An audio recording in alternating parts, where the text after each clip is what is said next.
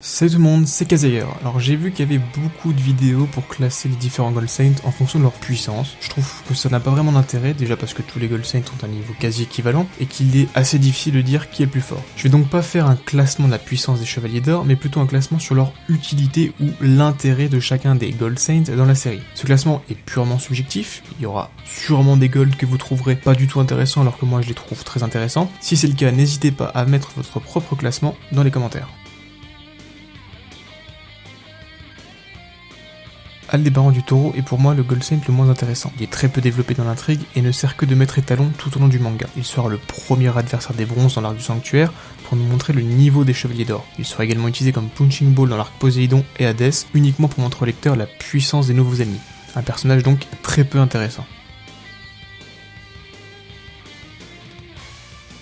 Beaucoup d'entre vous crient sûrement déjà au scandale et je pense que ça va beaucoup crier vu la suite du classement. J'ai moi-même longtemps hésité, je savais pas si je devais le placer en bas ou en haut du classement, mais Aurelia, pour moi, c'est pas un personnage intéressant. En fait, si, c'est un personnage qui est super intéressant dans l'idée, mais rien n'est vraiment exploité. On aurait pu avoir une porte d'entrée pour un background sur les golds, sur l'entraînement, notamment son interaction avec son frère Iolos, mais en vrai, on n'a pas grand chose à se mettre sous la dent. C'est un personnage qui est puissant, qui intervient à plusieurs reprises dans le manga, mais honnêtement, il aurait pu être remplacé par n'importe quel autre gold.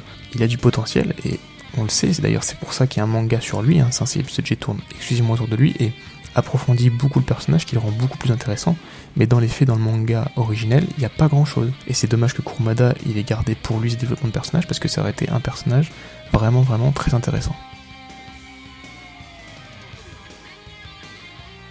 Milo, c'est le même combat que pour Yulia, c'est un personnage avec beaucoup de possibilités, notamment avec une pseudo-relation qui a été créée entre lui et Camus. D'ailleurs, la relation elle a été reprise et un peu améliorée dans The Lost Canvas avec Dégel du Verseau et Cardia du Scorpion. Malheureusement, il n'y a aucune piste qui a vraiment été poursuivie ou exploitée dans l'œuvre. Sa seule utilité, ce sera de faire briller d'autres personnages, comme Yoga durant l'arc du Sanctuaire, Kanon lors de sa pénitence, ou encore Radamant dans le combat qui l'oppose entre les trois Golds. Dommage parce que le personnage, il aurait mérité beaucoup mieux.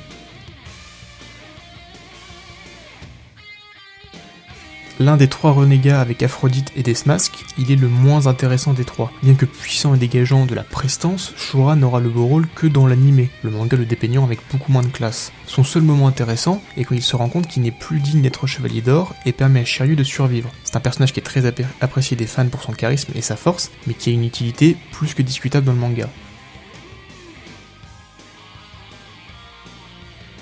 Le premier Gold à avoir une utilité scénaristique autre que de faire progresser les bronzes. Aphrodite est, avec Desmasque, l'un des seuls Gold pensant par lui-même. Les autres étant plus des automates programmés pour exécuter des tâches sans se poser de questions. Aphrodite, lui, il s'est affranchi de tout ça et a décidé de suivre sa propre voie au détriment de ses engagements de chevalier. Ne respectant que la beauté du combat, il se ralliera à Saga, le pensant suffisamment fort pour gouverner le monde. Un choix certes discutable, mais un choix quand même, ce qui le rend différent des autres Gold et le rend donc plus intéressant.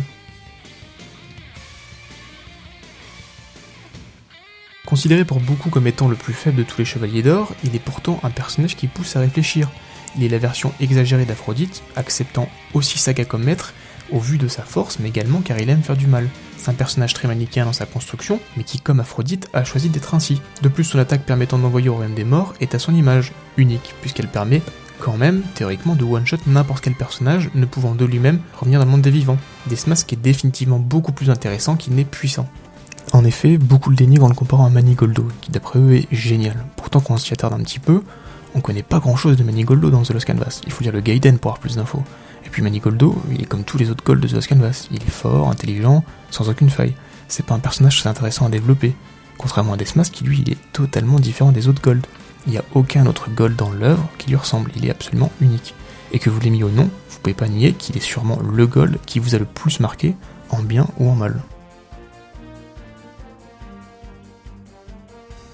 Camus est pour moi l'un des personnages les mieux écrits de Tenseiya. Il représente parfaitement son rôle froid et strict comme le laisse penser son statut de chevalier des glaces. Il est digne jusque dans la mort, préférant laisser l'avenir aux générations futures, notamment Yoga. Il permettra de faire avancer psychologiquement l'un des personnages les mieux développés des bronzes, Yoga. Je vous invite à aller voir ma vidéo sur Yoga si ce n'est pas déjà fait. Camus joue parfaitement son rôle de mentor, qui rend le personnage très intéressant, et le fait qu'il soit avec Saga un des saints ressuscités lors de l'arc Hadès en dit long sur sa dévotion envers Athéna.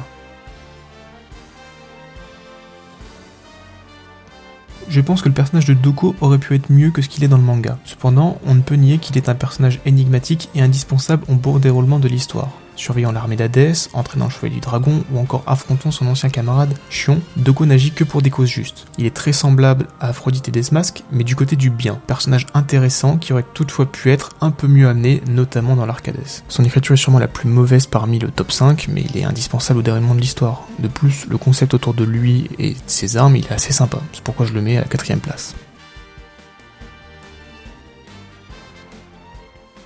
Aiolos est assez particulier car on ne sait de lui que ce que les autres ont bien voulu nous raconter. Pourtant, son aura elle plane tout au long de l'arc du sanctuaire. Kurumada a réussi à nous donner envie de suivre le rêve qu'avait Aiolos, protéger Athéna. En plus, il était désigné comme étant le futur successeur du grand pop, laissant aux fans théoriser et fantasmer sur son éventuelle puissance. Aiolos est un excellent personnage, il joue parfaitement son rôle de motivation pour les bronzes et de mentor spirituel.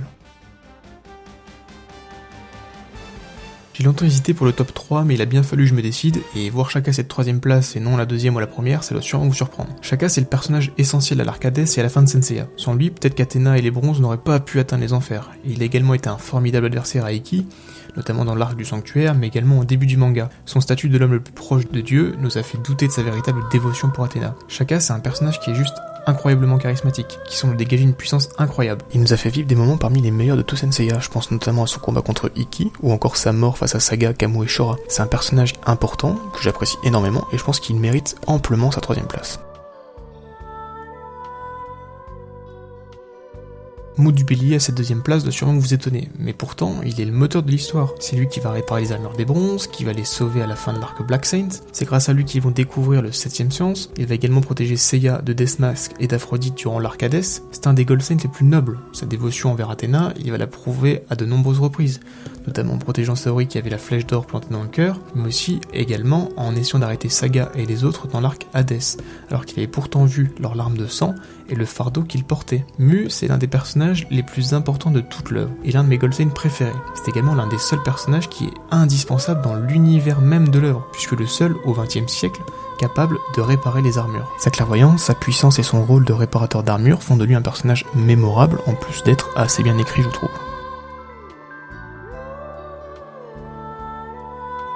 Quand on fait un top Senseiya, peu importe sur quels critères, on s'attend toujours à voir Saga dans le haut du classement. Et ici, il ne déroge pas à la règle. Considéré comme le plus puissant des Gold Saints, il est pour moi également le plus intéressant. Son ambivalence entre bien et mal torture le personnage et donne au lecteur un sentiment étrange. Peut-on vraiment haïr ce personnage qui a tant fait souffrir nos bronzes, qui a tué Aiolos et qui a tenté d'assassiner Athéna? Même s'il est l'antagoniste principal de l'arc sanctuaire, on ressent la bienveillance et l'aspect divin du personnage. On comprend pourquoi le peuple adorait tant ce Gold Saints, et sa fin magnifique ne fera que renforcer ce sentiment étrange chez le lecteur, car comme le dira Mu, celui qui a le plus souffert, c'est sûrement Saga, et pourtant il sera là dans l'arc Hadès, prêt à laver ses péchés pour que sa déesse soit victorieuse. Saga c'est un personnage qui est profondément triste, sa vie n'aurait été que malheur et souffrance, et pourtant, il continue de se battre pour ce qu'il croit juste. La relation qu'il entretient avec son frère est également intéressante et montre une thématique inverse à celle de la relation entre Shun et Ikki. En fait, toute la vie du personnage elle est cool, que ce soit les flashbacks qui nous montrent comment il était avant de devenir mauvais, ou même son rôle de grand pop, qu'il a quand même respecté pendant 13 ans, malgré son côté obscur qu'il manipulait. Saga, c'est le god le plus intéressant de tout Senseiya, je pense. J'espère que cette vidéo vous a plu. Alors je sais que ce classement vous aura sûrement surpris, mais j'espère qu'il vous aura pas déçu. Beaucoup d'entre vous auraient peut-être voulu un classement sur la puissance des Gold, et j'ai trouvé plus judicieux de ne pas classer les personnages sur leur puissance, puisque ça n'a pas vraiment de sens. Comme toujours, je suis ouvert aux remarques, alors n'hésitez pas à le faire dans les commentaires. Vous pouvez liker, commenter, partager la vidéo si elle vous a plu, et si vous voulez me soutenir, allez faire un petit tour sur mon Utip. Vous pouvez également faire un petit tour sur mon Instagram, ou venir nous faire un coucou sur le Discord, tous les liens sont dans la description. Allez, sur ce, ciao tout le monde.